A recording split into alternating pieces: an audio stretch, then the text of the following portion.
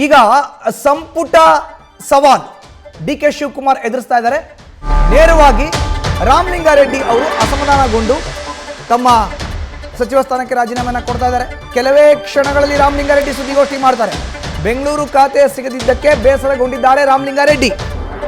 ಅವರಿಗೆ ಜಲಸಂಪನ್ಮೂಲ ಖಾತೆ ಅಲಾಟ್ ಆಗಿದೆ. ಸಚಿವ ಸ್ಥಾನಕ್ಕೆ ರಾಜೀನಾಮೆಗೆ ಸಜ್ಜಾಗಿದ್ದಾರೆ ರಾಮಲಿಂಗಾರೆಡ್ಡಿ.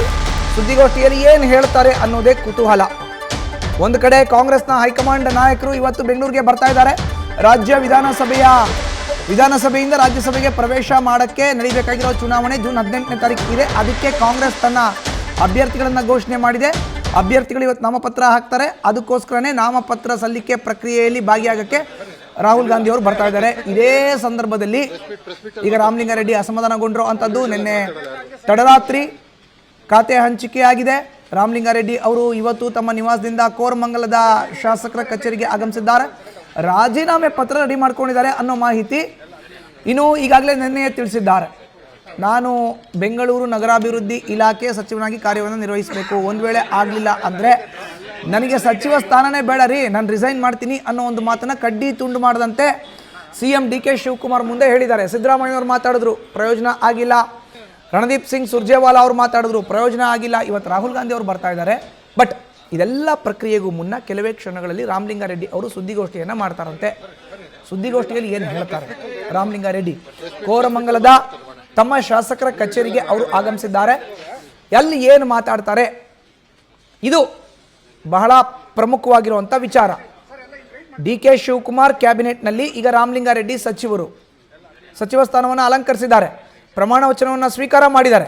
ಲೋಕಭವನದಲ್ಲಿ ಕಳೆದ 2 ದಿನದ ಹಿಂದೆ ಸಂಜೆ ನಡೆದಂಥ ಪ್ರಮಾಣ ವಚನ ಕಾರ್ಯಕ್ರಮದಲ್ಲಿ ಸಂಪುಟ ದರ್ಜೆಯ ಸಚಿವರಾಗಿ ಅವರು ಪ್ರಮಾಣ ವಚನವನ್ನು ತಗೊಂಡಿದ್ದಾರೆ. ರಾಜ್ಯಪಾಲ ತಾವರ್ಚಂದ್ ಗೆಹ್ಲೋಟ್ ಅವರ ಸಮಕ್ಷಮದಲ್ಲಿ ಕಾಂಗ್ರೆಸ್ನ ನಾಯಕರ ಒಂದು ಸಮ್ಮುಖದಲ್ಲಿ ಸಂಪುಟ ದರ್ಜೆಯ ಸಚಿವರಾಗಿ ರಾಮಲಿಂಗಾರೆಡ್ಡಿ ಅವರು ಪ್ರಮಾಣ ವಚನವನ್ನು ತೆಗೆದುಕೊಂಡಿದ್ದಾರೆ. ಅವ್ರು ಕೇಳಿದ್ದೇನು? ನೇರವಾಗಿ ಬೆಂಗಳೂರು ನಗರಾಭಿವೃದ್ಧಿ ಖಾತೆ. ಕಾರಣ ಏನು? ಈ ಹಿಂದೆ ಸಿದ್ದರಾಮಯ್ಯನವರ ಸರ್ಕಾರದಲ್ಲಿ ಸಾರಿಗೆ, ಮುಜರಾಯಿ ಜೊತೆಗೆ ಬೆಂಗಳೂರು ದಕ್ಷಿಣ ಜಿಲ್ಲಾ ಉಸ್ತುವಾರಿ ಸಚಿವರಾಗಿ ರಾಮಲಿಂಗಾರೆಡ್ಡಿ ಅವರು ಕಾರ್ಯವನ್ನು ನಿರ್ವಹಿಸ್ತಾ ಇದ್ರು. DK ಶಿವಕುಮಾರ್ ಅವರು ಉಪಮುಖ್ಯಮಂತ್ರಿ ಆಗಿದ್ದರಿಂದ ಬೆಂಗಳೂರು ನಗರಾಭಿವೃದ್ಧಿ ಖಾತೆ ಅವ್ರಿಗೆ ಹೋಗಿತ್ತು.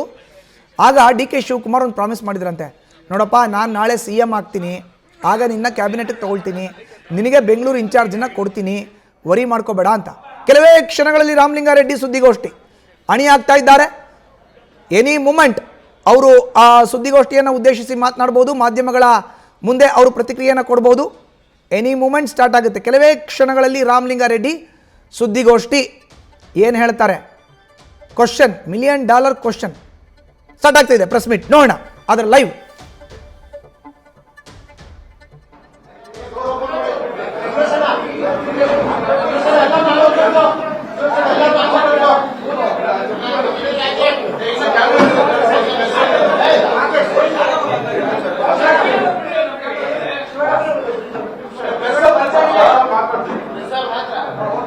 ಬಾಗ್ಲಾಗ್ರಪ್ಪ ಎಲ್ಲ ಬೇರೆಯವರೆಲ್ಲ ಆಚೆ ಹೋಗಿ.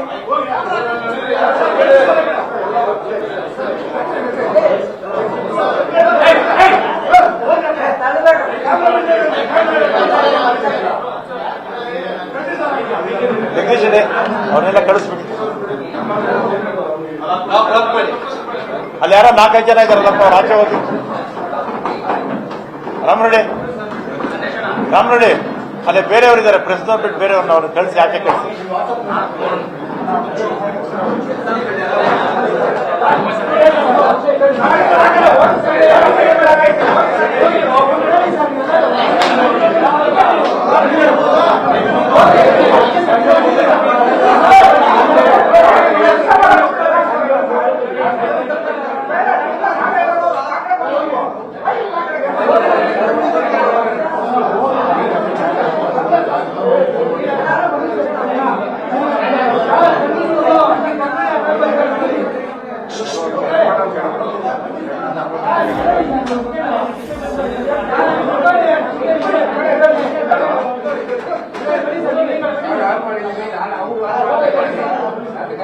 ಅದ್ಯಾರ ಕಳಿಸತ್ಯ ಅಲ್ಲಿ ಕೂತಿರೋಲ್ಲ, ಅದ್ಯಾರ ಕೂತಿರೋಲ್ಲ ಕಳಿಸ.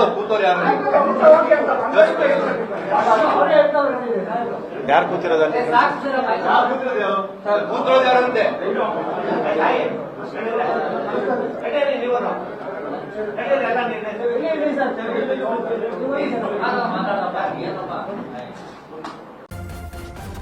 ನ್ಯೂಸ್ ಫಸ್ಟ್ ನಿರ್ಭೀತಿಯಿಂದ ನಿಮ್ಮ ಪರವಾಗಿ.